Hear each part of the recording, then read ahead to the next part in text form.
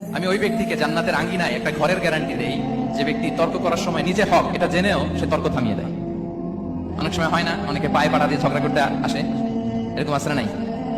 আপনি চুপচাপ দেখবেন একটা বাজে কমেন্টস করতেছে, আবার কমেন্টের নিচে কমেন্ট, আবার গালি, হ্যাঁ আছে না এরকম? বিষ্ণু বলেন নিজে হক এটা জানার পরেও আর যাতে তর্ক না বাড়ে, যে তর্ক থামিয়ে দেয় জান্নাতের আঙ্গিনায়, তাকে আমি একটা ঘরের গ্যারান্টি দেই।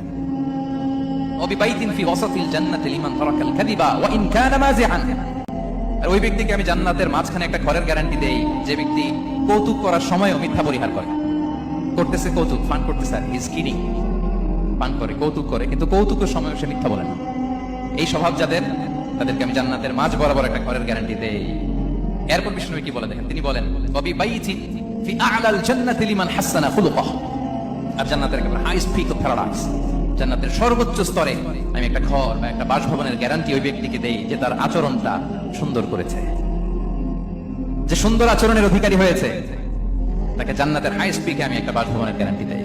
তাহলে বলেন তো আমাদের আচরণটা সুন্দর করার দরকার আছে না নাই? এটা খুব ছোটখাটো একটা আমল, তাই না?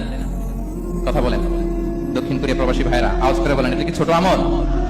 দেখলে সালাম দিব, সুন্দরভাবে কথা বলবো, ভালো উইশ করব, হ্যাঁ, হিংসা জিঘাংসা অহংকার থেকে মুক্ত থাকবো, খিটখিটে মেজাজের হব না, অলওয়েজ স্মাইলিং ফেস থাকবে আমার, হৃদ্যতাপূর্ণ আচরণ। এই কাজটা কি ছোট আমল?